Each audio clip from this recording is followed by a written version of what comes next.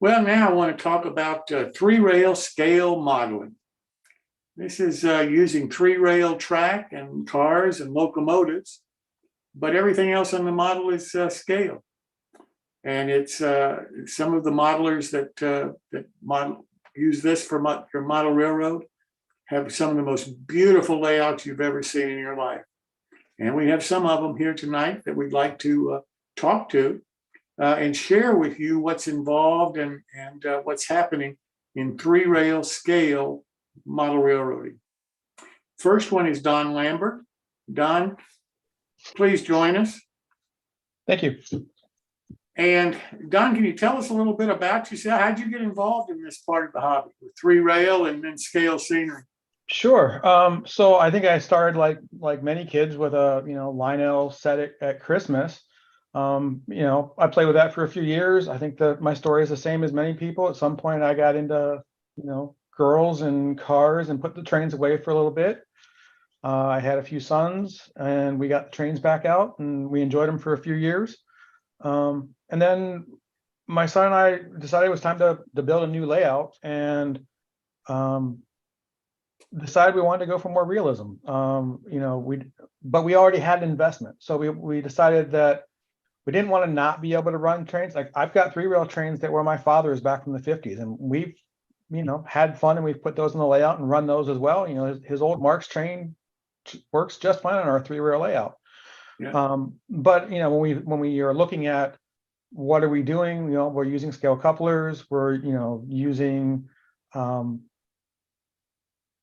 scale cars. Like many modelers, we have an era that we're after, and so we're trying to be consistent there.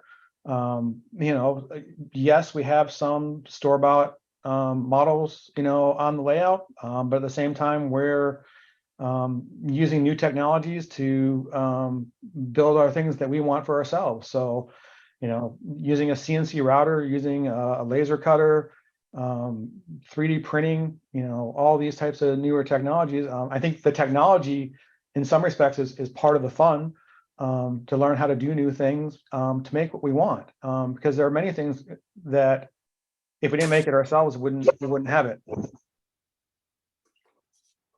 Well, it sounds like you're doing all the things that most O-scale modelers are doing. You're just doing it with three-rail track. I would say so. And I wouldn't call myself a master modeler or anything, but there's nothing that I can't look at and figure out how to break that building or that structure down into component parts, and then figure out how do I make the boxes, make the circles, put things together, glue things together, and come up with something that is a pretty good representation of what the real solution was. Gotcha. All right. Well, thank you for joining us tonight. Next, I want to bring in with us John Robert Coy and his wife, Connie Jones Coy.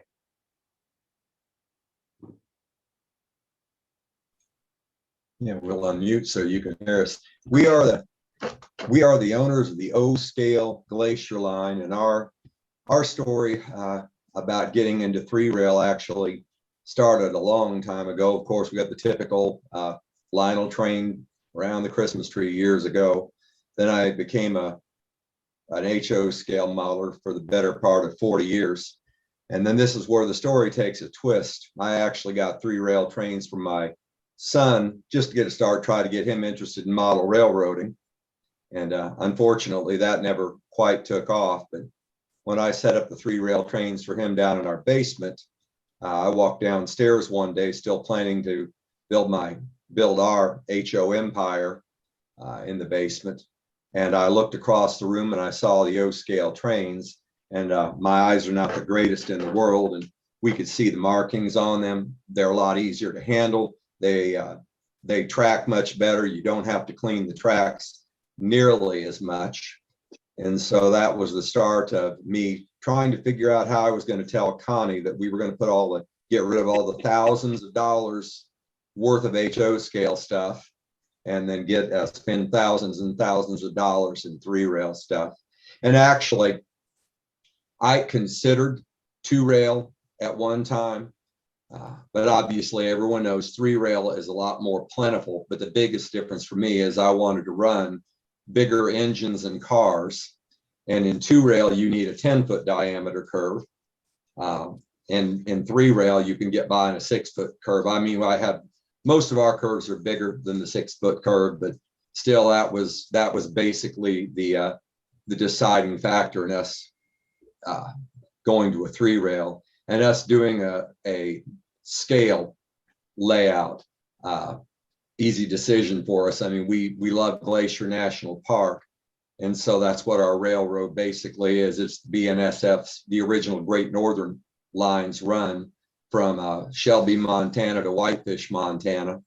And the only difference between this and HO for us is just the physical size of the train, because the design of the layout and the way everything is structured and set up and the theme is exactly the same as it is in HO, but it's just a lot easier for us to enjoy the larger trains.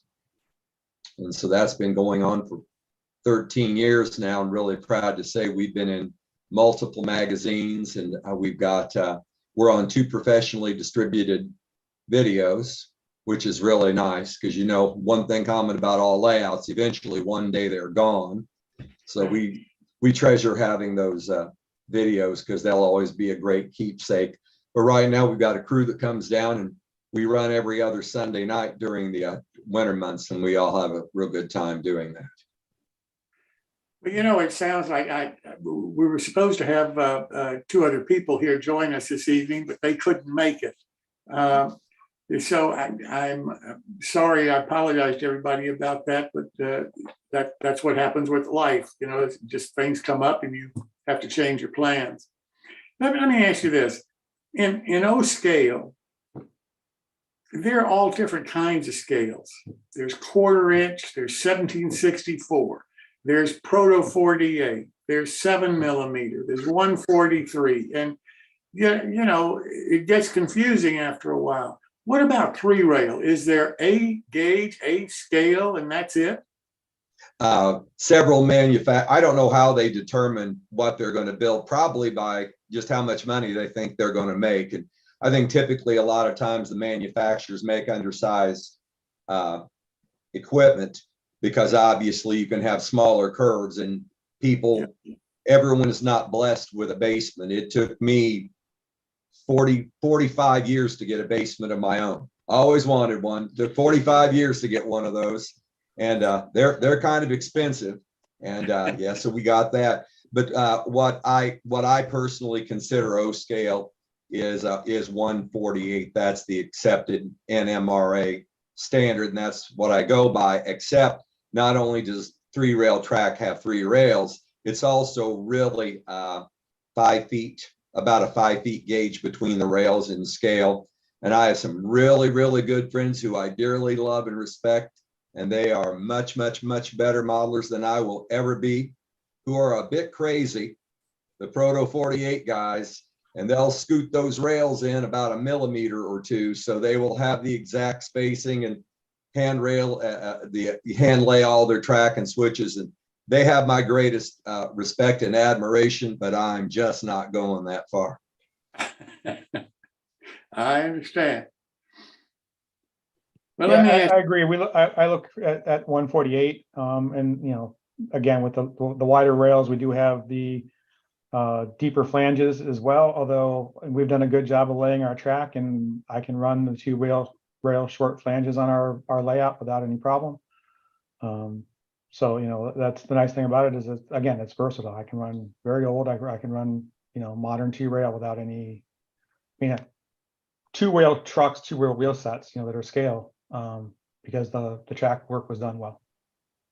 I didn't know that you could run 2 rail trucks on 3 rail track. I did not know that. The challenges are in the switches. You know, they'll hunt a little bit. You can actually shim the frogs a little bit and help the scale wheels through.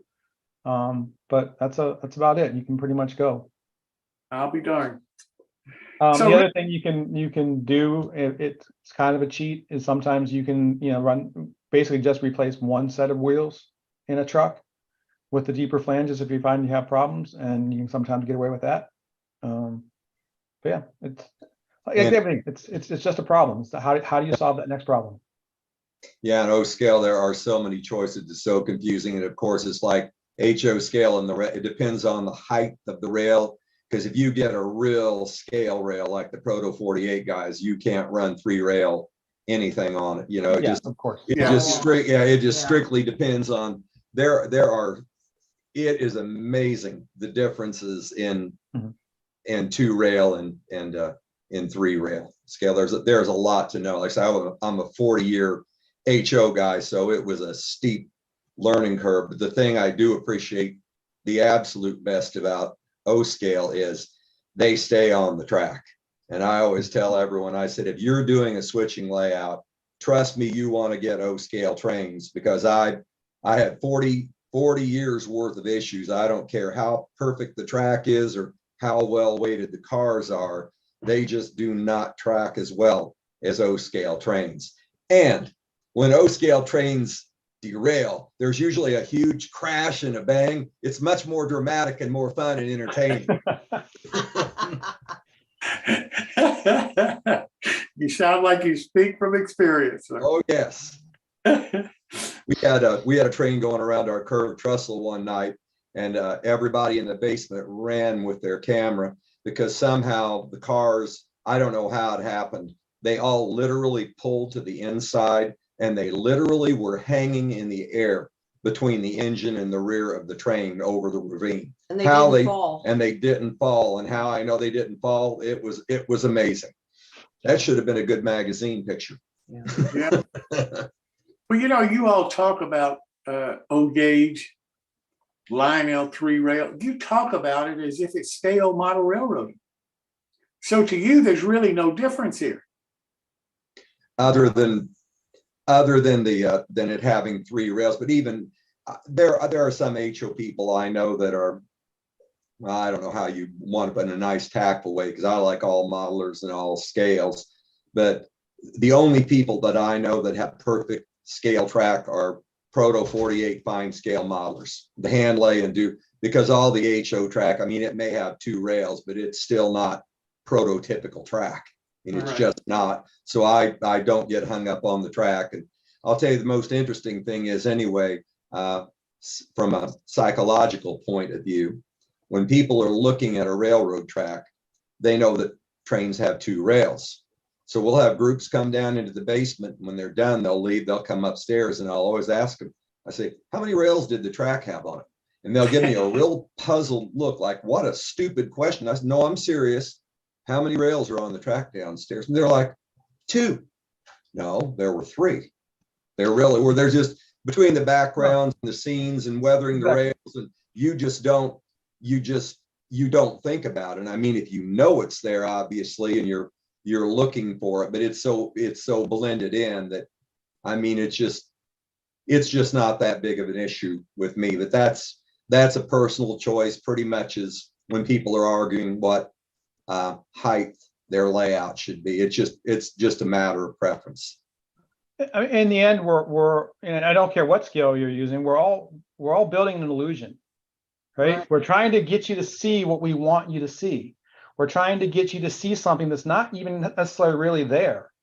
We want, so I want to draw you into the scene. I don't, if you're looking at, the 3rd rail, I've not done good in the rest of the modeling, right? I haven't drawn you into the scene. You're not looking at the city, at the buildings, at the scenery, at the way our layout's set up. It's set up with 3 or 4 vignettes, and you can't see the entire layout from one position. You have to move around the room to see things, and that's intentional. That helps the trains disappear, because real trains disappear for a while. And again, if I'm doing a good job with the illusion, you're not thinking about the rail. Right, and that's, one of the things that we do is we're in the process of upgrading our buildings. In the beginning, we had some plastic buildings that they were okay, but I mean, you can only do so much with the plastic building, and paint it, weather it, and everything. And eventually you've got to build, you got to scratch build something, but it's got to just got to look more real. That's just how it Yeah, is. and in these days and times, they make more buildings in scenery and background in O scale than they ever have before. And I am not taking a shot at any manufacturer by saying it, because they're wonderful, they're great, they're awesome. We've reached the point with all that. We are now scratch building buildings because we want buildings that were really in Glacier Park, somewhere Right. between Shelby and Whitefish. Right. And I mean, we're crazy enough. I belong to the Great Northern Railway Historical Society since 1993, like 30 years now. So we're able to get the actual drawings, blueprints of the station, which we're doing right now. We're building another one of them. So it's just nice when you actually tour the Glacier Line. We have like some of the historical statues and landmarks that are actually there in real life. And on the layout on the fascia, we take a picture of the historical sign in real life in Montana and paste it on the Glacier Line in front of the It's framed on the front. model It's object. Yeah. So it's really neat. The things you're seeing there are really there in real life. So Mhm. we're not all the way here, but hopefully sometime down the road, like in the next 5 or 10 years, that literally everything on the line will be a building that either exists or has existed. So what's Well, your, I don't like seeing, like, when you look at a layout, it's like, oh yeah, that's a building from Woodland Scenics. That's a building from, Yeah. Menards. That's a building from whatever. I kind of get tired of that. And so, yeah, getting to the point that you are scratch building your own things, or this started as, I can see that this is a building, but I know it started as this kit. So yeah, I think the scratch building is the way to go. But I think kind of like you, at one point I needed buildings. Right. I Exactly. can't build them. Me too, yeah. I need them today. I can buy something today, but it's going to take me weeks, months, whatever to build things. Right. So, and I can only build things so fast, right? So Right. how do I have something that feels complete and that I can share with people and invite people to come and see? Or is it always just, well, it's always, yep, I only have a couple buildings because I've only got so much time. Well, Yeah. and I'm happy to, hey, I'm happy to sell the buildings off that were there as a placeholder. And well, Yes. what I'm hearing the same kind of discussion that I had 2 weeks ago with a bunch of O-scalers, 2-rail O-scalers. And, it's amazing to me that for all practical purposes, you're buying from the same manufacturers. Mhm. For all practical purposes, you're using the same kind of tools, the same kind of materials. You're trying to create the same kind of vignettes or dioramas as part of your model railroad. And you're trying to have some kind of an operating scheme where people can come in and operate your railroad and enjoy the model railroading. So I don't see a difference except the 3-rail track. Mhm. Yes, pretty much. Yeah, I agree with that. Yeah. There may have been a time way back when, but I think O scale really turned in the early 1990s with Mike Wolf of MTH Trains, because Right. at this point, most O scale manufacturers were still making the small, undersized toy train. And there's nothing wrong with, I mean, I know a lot of people enjoy that, and I say more power to them. I mean, Connie and I, we have a Christmas layout appropriate with 3-rail, right? Yeah. And we actually take it to our town hall for the public to enjoy, and we'll do that. And we have cutesy little Halloween layouts, but our serious layouts at home that we like to just create a more realistic environment, less again having the 3 rails, but we try to weather, and there's just so much going on with background and all that stuff that it distracts you, and not a lot of people even realize Mhm. it's a 3-rail track. And before I talk too much like I usually do, Jim, Mr. Bob Bartizek there has joined us, Yes. and I said that. he has my second favorite layout on the planet behind mine. That's the Bob, I didn't want to Penn Western. And I haven't seen it yet either. Bob, I didn't want to introduce you and you not be here. So I looked at my screen and I didn't see your name. So I decided I'm not going to introduce him. He could just show up when he gets here. I obviously misinterpreted the message and got here late, so sorry about that. Oh, no problem. Bob, tell us a little bit about your involvement in O-gauge scale. Well, I really started with the scale aspects in the early 90s. Prior to probably the mid 80s, there in 3-rail, there really was precious little available that was a scale model. It was Lionel stuff, and they had made some scale stuff back in the 40s, and some of their post-war locomotives were more toward the scale size, but they were pretty toyish actually. The first ones that started were Williams, and that was when Mike Wolf got involved with Jerry Williams and importing some brass stuff in the mid 80s. So Williams brought in some scale brass. Then Weaver continued on with scale brass, and then when Mike started his own company, he started doing some more scale stuff, and it kind of grew from there. So from the mid 80s through the mid 90s, you had at least Williams, Weaver, MTH, and Sunset Third Rail released their first locomotive on their own design. Was a Pennsy Decapod, and that was in 1994, I believe. So between 1985 and 1995 was really the birth of scale equipment being available for 3-rail. And for freight cars, Weaver models started out as a 2-rail outfit. Bob Weaver was a 2-rail O-scale modeler, and just by changing the trucks and couplers, you can make all of those scale cars into scale cars that run on 3-rail track. Right. So they were probably the first ones to have a good selection of 3-rail scale rolling stock. And then other manufacturers get in on it, and 20 years later, here we are today.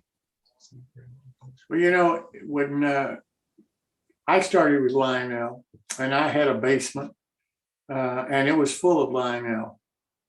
And this goes back, I guess, to the late 80s, mid 80s, late 80s, somewhere in through there. And I had gone to a train show, and I saw on a table some free NMRA bulletins. And I picked up a couple of them because I wasn't a member of the NMRA. I figured, well, I'll find out what this is all about. And I took them home, and I saw something about an MMR program. And I thought, well, geez, I've been a Lionel operator all my life. I might as well just get that designation, because it can't be that hard. With all of the Lionel stuff that I've got, my basement's full of a train layout over here. So, being a master model railroader, how hard can that be? So I called up the local guys and said, come on over. I'd like to show you my railroad, see what you guys think about it. Well, they came over and laughed and wanted to know what they were there for. And I said, well, I want to get the designation of MMR, and what certificates can you give me today? And they laughed some more. And, I thought, well, this is going well, because everybody seems to be so happy. And they left. Needless to say, I didn't exactly feel overwhelmingly welcomed by the NMRA, because I was a 3-rail Lionel guy, and regardless of what I had on the layout, or regardless of the scratch bill structures I had or whatever, it just wasn't enough. I knew if we get one of the guys looked at me, and he looked at some of my Lionel track, and he must have seen dust. And he said, oh, you tried to ballast the track? And I said, no, I don't have any ballast on there. It must be dust. And he was, I figured, that probably killed me right there as far as that certificate.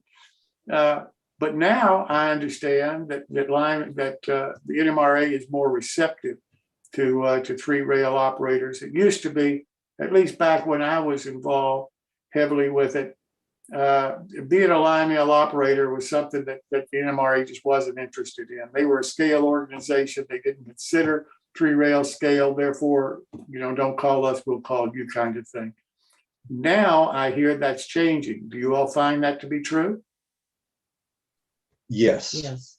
Yes, I'm an officer in the NMRA. I'm a director in the regional, and for my local division, the Central Indiana division, I'm actually the assistant superintendent, and we are very welcoming to everyone, regardless of the scale they've got. Everyone's welcome, and everyone always gets a laugh out of me because I always introduce myself as the man with the evil third rail. So, the evil third rail track, but there have been a couple of other people, but still, if you're going to participate in the AP program, and I also serve on an AP committee, and I've actually just turned in my paperwork on my 7th certificate. So hopefully they'll get that processed and I'll have my MMR. I'll be Connie, and Connie's going to get hers. She's still got a little way to go. She's going to get the official certificate. She'll reach that in May of 24. And my understanding is we'll be the 4th married couple to be MMRs, and we'll be the first 3-rail married couple. So we may be the only people ever, who knows, but yeah, do you know the first 3-rail MMR? Do you know who that was? Yeah, you told me the gentleman's name. I can't, because I thought it was John. I thought it was John Siegel, who was 601. And what's the gentleman's name? Ronnie Rise, RIS. You did say that. Yeah, I posted that on some sites. I had no idea. Yep, and he was talk about a super modeler. He did everything scratch. He was something to behold, and he used to call me all the time and encourage me and laugh with me about how I was being received in the NMRA. And if it hadn't have been partly because of Ronnie, I don't think I'd have continued on even trying back then, because it was really a hassle. But I'm glad I did. And I congratulate you on achieving it. And Connie, if all you lack is the official, then that's nothing. I mean, that's just time. So congratulations to you. I'm secretary of the Midwest region, so I've got a number of meetings to take care of and paperwork to do, and it's a good experience. I actually enjoy being involved with the region.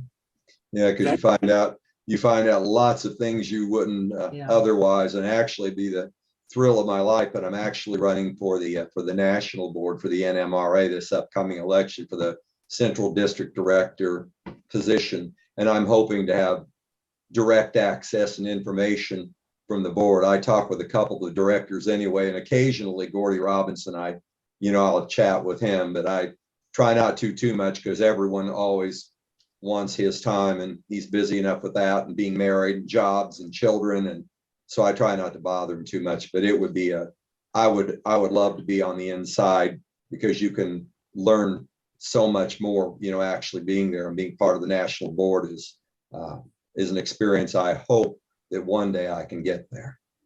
Well, that's great. I'll be glad to vote for you. And Gordon is such a neat guy. He really is.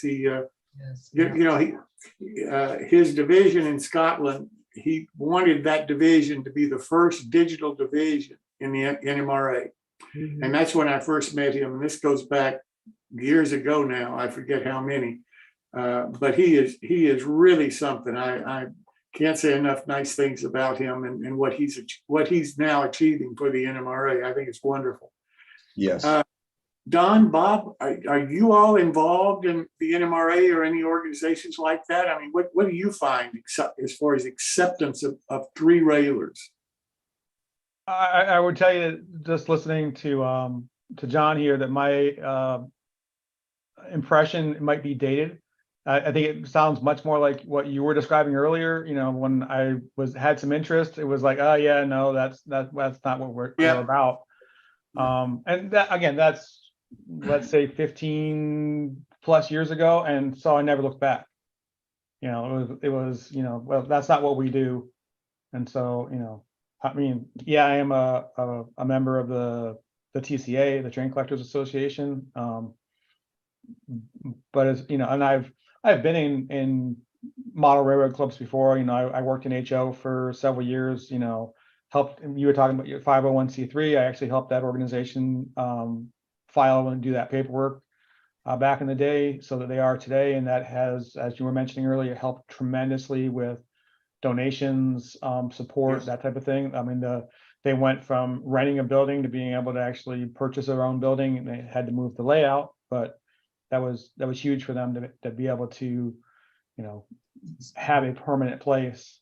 Sure. And not have to worry about having, a lease go bad or fall out from underneath them. So Bob, how about you?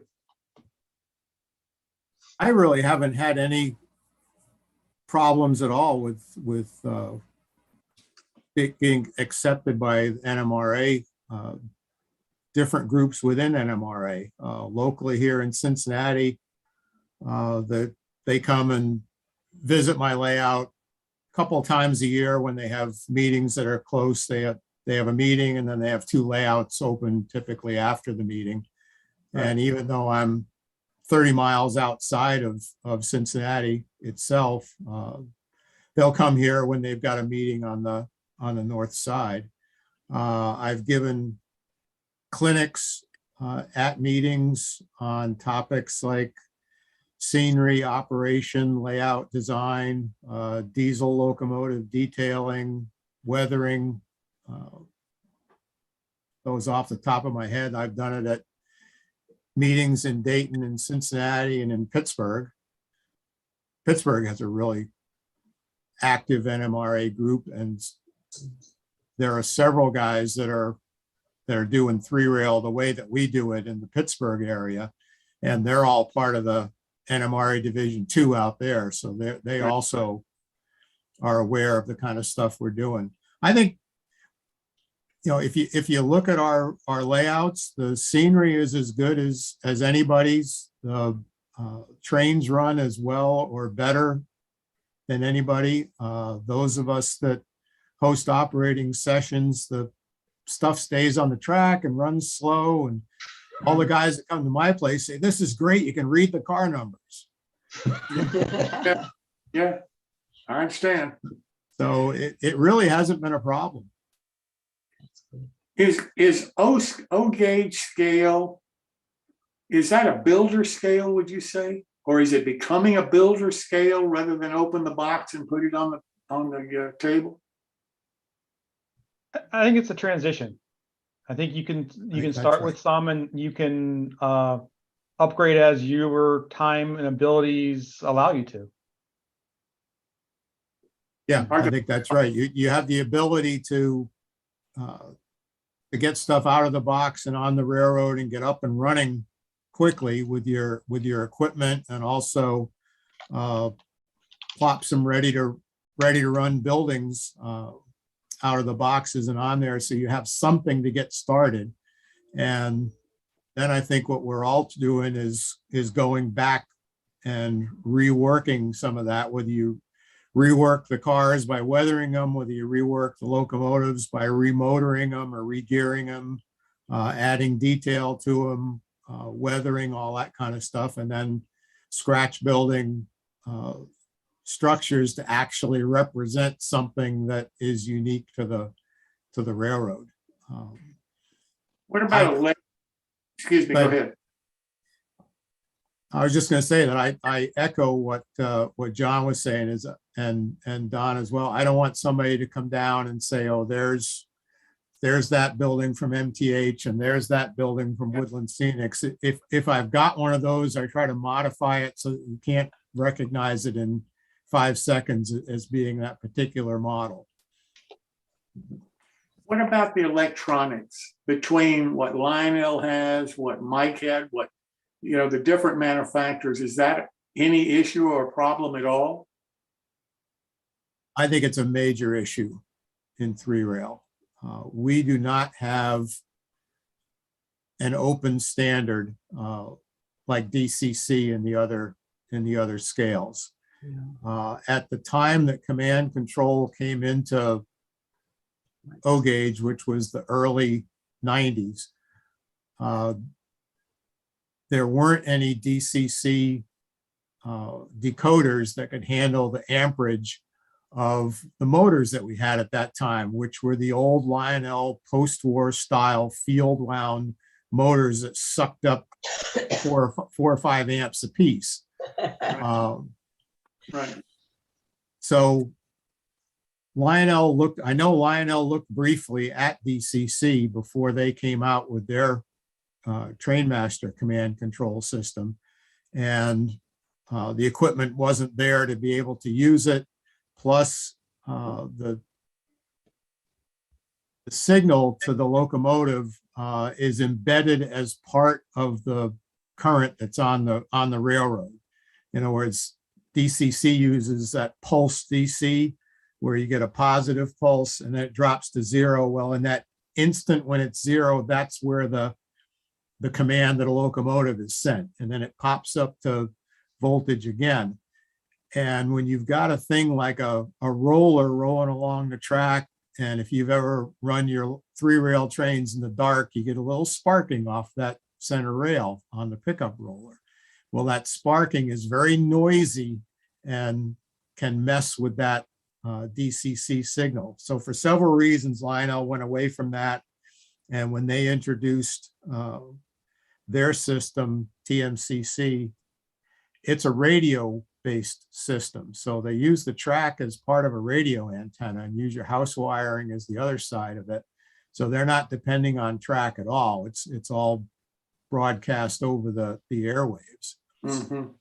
MTH took a different approach, and theirs is DCC like, but track has to be super squeaky clean, I believe, for it to work. At least the guys around here that have it. My feeling of a weakness is that Lionel developed a proprietary system. MTH developed a proprietary system that's completely different than Lionel's, and we have a compatibility problem. You've got to either convert your equipment all to one system, or you got to live with 2 of them. And what's happening these days is that due to what they're blaming on supply chain problems, but some of the electronic chips going out of production, currently you can't buy either system. New. If you were starting a 3-rail layout today, you're pretty well screwed when it comes to command control, unless you buy on the used market. Yeah, but So the used market is out of sight right now because of supply and demand. So I wouldn't do it. The one thing that I would add, though, that I too appreciate was that Lionel, while they have their own system, it is an open system in that you can program to it. So you can, plug into the network and, send serial-based commands out and see what's going on. So you can build devices, and I've done that with Raspberry Pis and Arduinos to actually do things with the Lionel systems. So, I built a PCB and a circuit board to manage the hidden yard that I have on my layout. But it plugs in with a serial port, and I can use a Lionel remote to control everything that's going on down there. Now you can buy devices that do similar things, because for me, the part of the hobby is the building and the learning. I have probably $25 into components to do what I want to do, where buying that device from Lionel is $100. Yeah. And I enjoyed learning how to do it. Yeah. So again, part of that for me is the enjoyment of that learning. So it sounds to me like the new person going into 3-rail scale modeling almost needs to pick a manufacturer and stick with them. Otherwise, he's going to be in a big mess down the road trying to get compatibility. Well, this is a long story for the subject of this broadcast tonight. The short version is DCS broke off and formed its own company in Michigan. I know they're going to be coming out with a new TIU relatively soon. And so you can pick your own definition of relatively soon. I've heard that from many people. What is TIU? Excuse me, the track interface unit, the brains of the DCS system is what that is.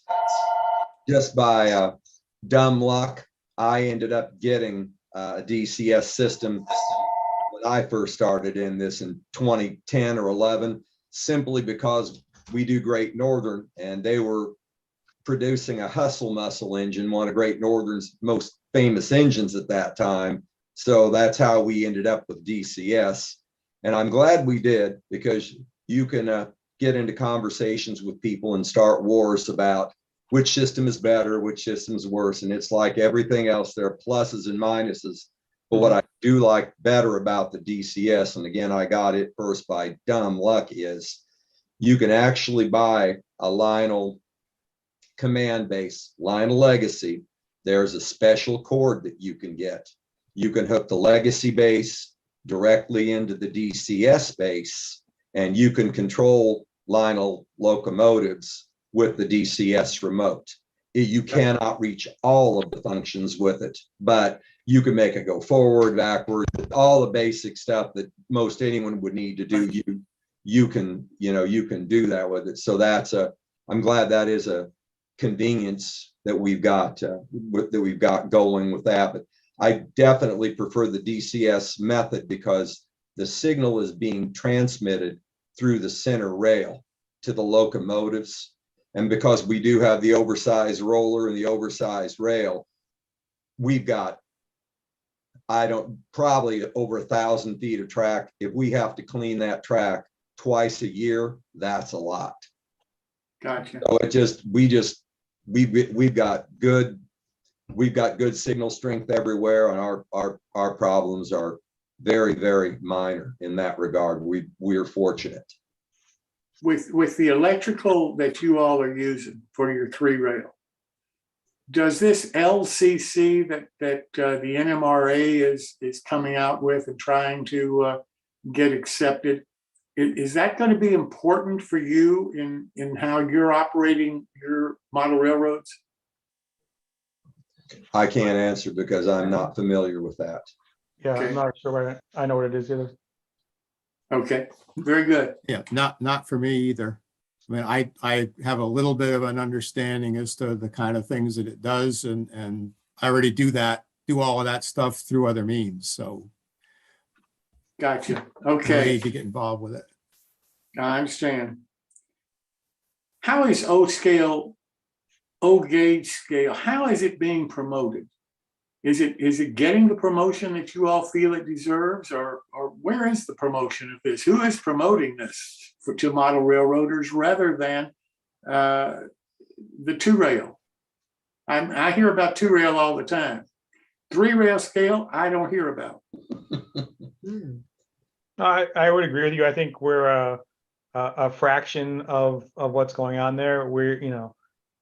It's an additional commitment above and beyond. I mean, I know a lot of people are building layouts that are running 3-rail and just running the traditional couplers, traditional, even though they're buying scale stuff, they're not taking the extra steps Right. that I do for things like weathering, scale couplers, other fixed pilots, other adjustments that we make. Again, to add to our realism, our illusion of realism. So yeah, I think there's a step. I mean, people see it that know what it is and what we've done different, and they like it. It's when you make the commitment and make the jump. So, But it's really not being promoted. no, I would agree with you. I mean, I don't hear anybody really out there. This is the first show that I've found that anybody has really tried to approach this. In fact, when I first started talking to TCA on my show, Mhm. I had several people on the show saying, you've got to choose. You can either be toy trains or you can be scale, but you can't be both. Well, Why? I come from 3-rail, so to me, it's all model railroading. It's all model building. And It's all buying from the same manufacturers. And frankly, I've seen some beautiful 3-rail layouts as I have some beautiful 2-rail layouts. So it's all modeling to me. But I, Remember that they're all toys. They're all toys. Yeah, No no, matter how pretty they are, they're toys. Yeah, no right. matter. And the no guy who's matter trying, how no, perfect- it's a scale model, or it's a scale. No, it's not. You're spending disposable income on it. It's a toy, Yeah, right? I don't care if you're buying a Corvette or you're buying a Lionel engine. If it's disposable income, it's a toy. Yeah. yes. You're supposed to have fun with it. That's the whole And point. right, they're absolutely meant And to we, play with. and I'll tell you, we Right. really I enjoy what we do, getting like the scratch building, the realism thing. I'll tell you, scratch building for us, and this is just something we've really started in the past year. It had to cost these poor manufacturers a fortune with us, because we've got all different eras of cars. And when we run them to show off, we'll be sure that the consists that we're running are era appropriate, and our scenery is really generic. So you really, unless you're really knowledgeable about Glacier Park history, like by buying my book, Yeah. you wouldn't know. I mean, you wouldn't know, sometimes information is not a good thing, but we started building cars out of wood. And I will tell you what, I will never, ever buy another plastic model that's supposed to represent wood, because It doesn't. having these actual wood cars and stuff, I mean, it's just, yeah, we really enjoy them. I mean, they really look good, but as good as they look, and I mean, we put every strip of wood and one of these passenger cars we built, it was crazy. It had like 621 separate parts. It's a special car called an open top observation car that the Great Northern ran back from like 1913 through the early 1940s. And it's awesome. It's wonderful, but it's a toy. Yeah. It runs on 3-rail track. And if I wanted it to, in 5 minutes, I could unscrew the screw on the bottom and pop on the Katy coupler and, screw on the scale size trucks, and it would be a 2-rail car. So It's still a toy. there's really difference into people and to people in the general population, not model railroad nuts, the normal 99.9%, not us Not people. us. They couldn't care less when they come down to that layout. And they're just enjoying it. And I think it's wonderful that people do, all the super detailed, realistic work that they do. But no matter what, it's even as a person that's got the cutesy little train around their Christmas tree, I like it. I enjoy it. So Mhm. life is too short to be that serious over something not that important. where is it going in the future? Where is O-scale gauge 5 years from now? It's still a niche. I think there will be people that will continue to engage it and enjoy it. But yeah, that's not even fair. The manufacturers are starting to embrace it. They're making the car, like the MTH cars and the Lionel cars and the Atlas cars are scale coupler compatible. So they usually have the adapters you need in the box. So you just have to throw the Katy coupler in there. So it's not like the manufacturers definitely aren't ignoring it, but and they do promote the fact that you can Mike's had the 3.2 conversion, so you could run 2-rail DCC or you could run 3-rail DCS, and those were just change the wheel sets out and throw some switches inside the body. So it's not like that, but I don't expect to see deep flange trucks with scale couplers out of the box. Yeah. Right. Yeah. I think I'm sorry, Jim. No, go I ahead. think the biggest change that may be coming, and it's kind of a double-edged sword. I'd like to see it, because ultimately I think would be best for the hobby is the new dead rail systems. Battery technology is involved at an incredible rate, even in automobiles. And I think one day, especially in O-scale engines, we'll just have a battery dropped inside, and then I've got enough wires under that layout down there to literally wire somebody's house with. Really do. Yeah. And I mean, it would be, you don't have to worry about cleaning the track and all that. And that's the biggest next change that I think is going to be coming. And ironically, the prototype is in the testing stage of doing that kind of stuff right now. So what would you tell a new modeler? Would you tell him to go into this scale and this kind of a niche of O scale, or would you tell him, no, it's just not worth the extra effort?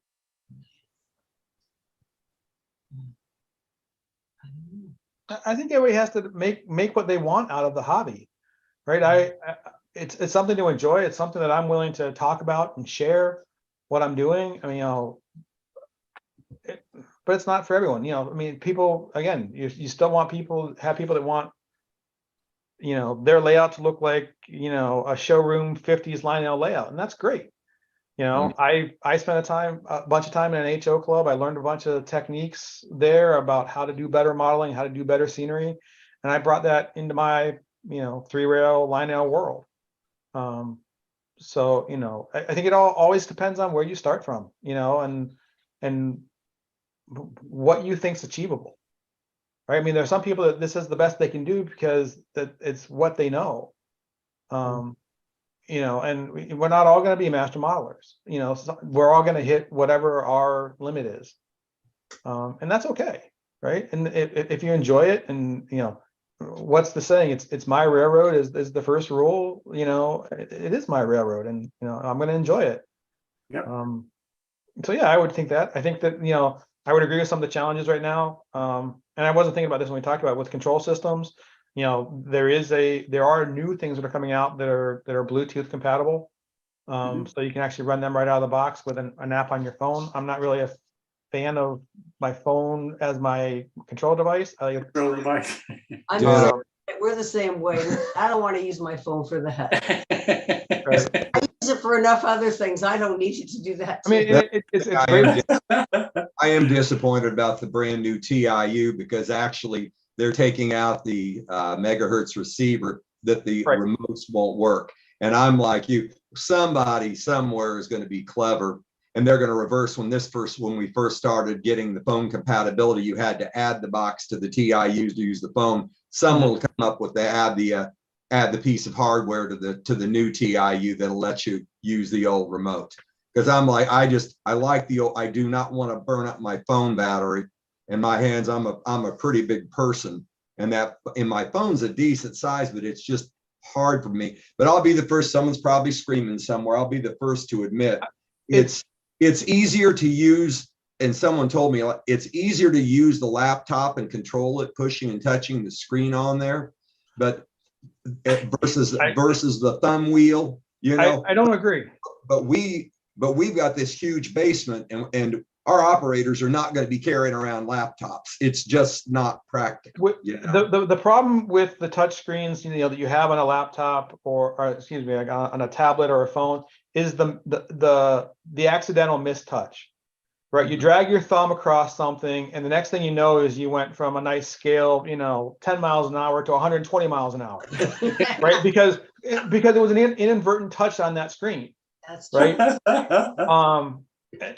And so, I like the scroll wheel because, it's a tactile feel. When you're moving that wheel up or down, or if you got the dial on a Lionel remote, when you're twisting it, right? Yeah. And you get that tactile response, and I twist it a little bit and it's going a little faster. I twist a lot. The only thing I wish the engineers would have done, if they had the wheel, I wish they would have had a separate button for like the select command, the enter command, instead of the wheel for both. Be in the click, yeah. I mean, that would have been a little, but then I say that and somebody else will tell you exactly the opposite. So it just, I've just used the DCS remote so much now. I mean, I don't even have to look at them. I mean, I could do them in my sleep because I've done them so long. But I like the feel of them, this even versus the Lionel one. The Lionel one's even bigger, and I just like the DCS. But all this is a matter of personal preference. Yes, it has nothing to do with better or worse. I mean, they're excellent systems. They are.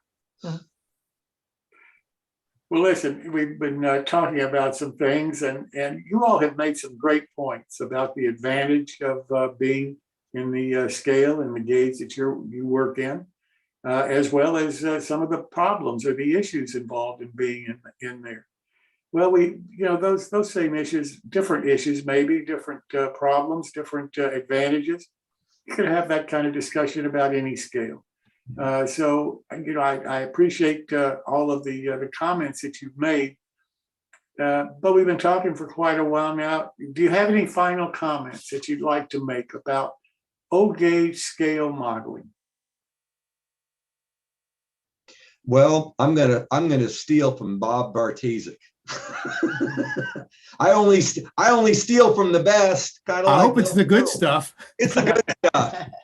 The Pennsylvania and Western, which Bob had, which is wonderful. And if you're ever near Cincinnati and he allows you to come and see it, definitely take it there. It's just, it's just super, super well done. But he said something on a video. We both have our layouts on video that was shot by O-Gauge Railroading Magazine.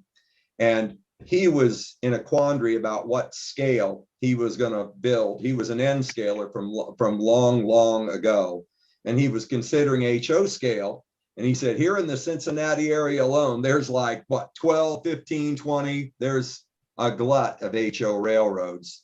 And that kind of stuck in my mind. And I was an HO scale guy too. And I'm like, I want to do something here. When we do something, I want it to be different. I want to do something different that's not in everybody else's layout.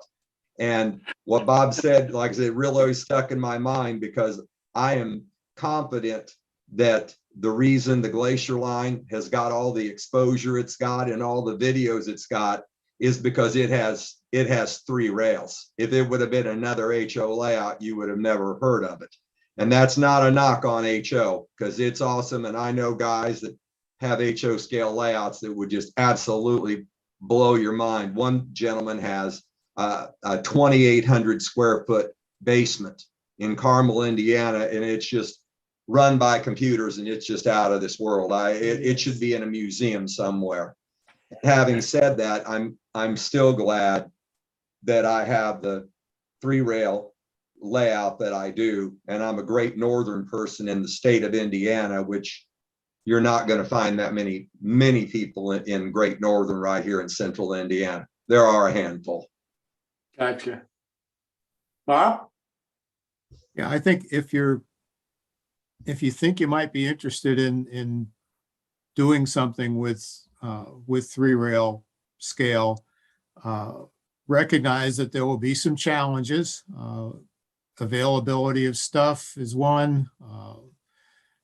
Depending on what you want to do for a layout, space can be a big consideration on an individual item basis.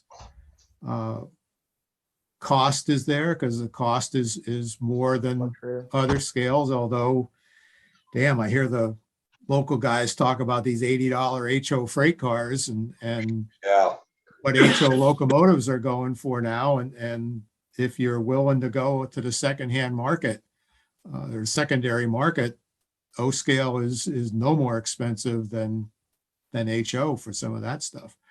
But what is nice about it, I think a couple of things. One is that it is different.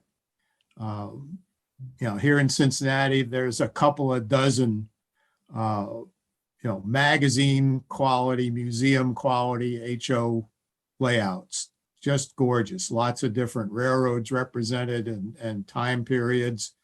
One of the local NMRA guys kind of keeps a tote board of magazine articles about local layouts, and all of these layouts have been in multiple magazines, very well featured, and they're gorgeous. But there's a couple of dozen of them. In 3 rail, there's mine, and that's it. And Yeah. I think that's pretty cool. The other thing about 3 rail scale is if you do sized structures and you attempt to have your scenery as close as you can get it to to prototypical. I model the Western Pennsylvania mountains, so I can't have super gigantic mountain peaks.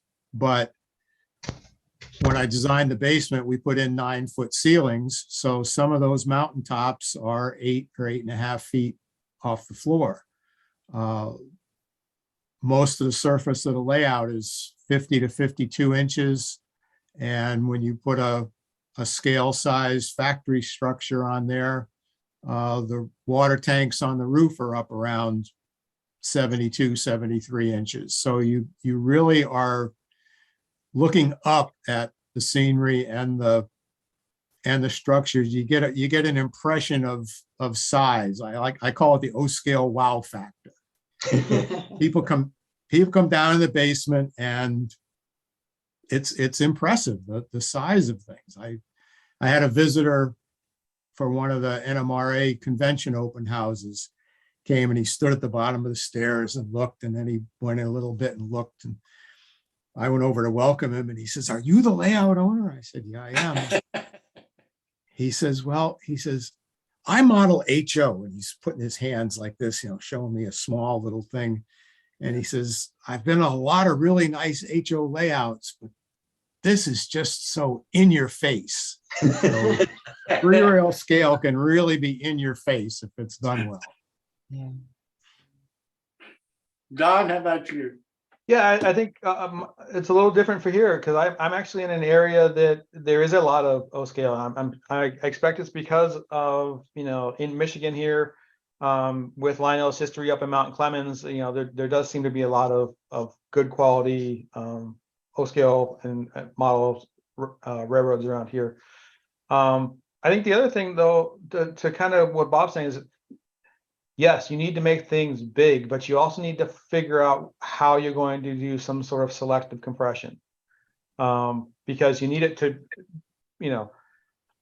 great. I could build a scale roundhouse and take up 3/4 of my basement to just keep that in scale, right? So maybe I don't have so the Junier Locomotive Works is the we don't have a roundhouse, we have the Locomotive Works.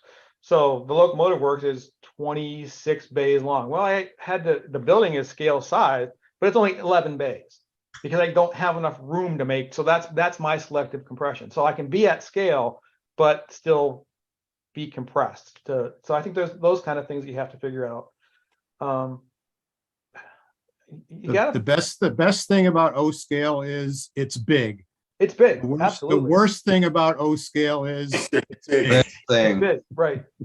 And it doesn't matter what radius curves you decided to start with, you should have gone bigger.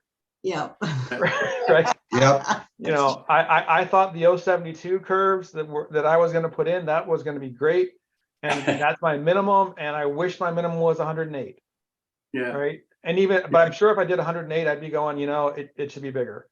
Yeah. Took the words out of my mouth because I thought I was going to stay under control, especially with not the full size. I've got like scale 21-inch Great Northern passenger cars. And when they're on my 96 diameter curves, they're great. And I'm like you, I was inexperienced. When I started, I told myself, okay, 72 diameter, which is 36 radius for the HO people. I said, that's been the standard forever. Anything in O scale will operate on a 72 diameter curve. But just like I wrote about in my book, just because it works on the curve doesn't mean it looks right. It will look good. You don't want it to look like the wild mouse at the amusement park. Yeah. So yeah, I'm like, if I ever did this again, and because my 84 footers will stay centered on the 96 diameter curve, which is a 48 radius, that would be my bare bones on my main line. Right. Yeah. But There's again, no way we run a big boy on our line. There's no way it wouldn't fit. We can, but it would look really Yeah, stupid. I don't think it would fit through one of the tunnels. So. Yeah. We had a guy bring over a Premier full-size R2, a Challenger the Great Northern had. And oh my gosh, there were a couple of spots in the layouts going through like hidden reverse loops. Mine's basically a point-to-point layout, but there is a reverse loop on each end hidden. It would hit the supports. Yeah. I've had to do some modifications because I thought I was going to stay with basically no longer than 20-inch diesel locomotives, and that almost worked out. You know, it's kind of like we added our third turntable. We were trying to stay under control of engines too. Now we're up to the third turntable. Well, listen, guys, it's been a real pleasure for me to meet you all and to hear you. And I can't thank you enough for taking the time and sharing your thoughts about O-scale gauge. It's really been interesting to me. Interestingly enough, I don't have 3-rail track. I have 2-rail track and overhead wire. That's my third rail. So I take my power from my overhead wire.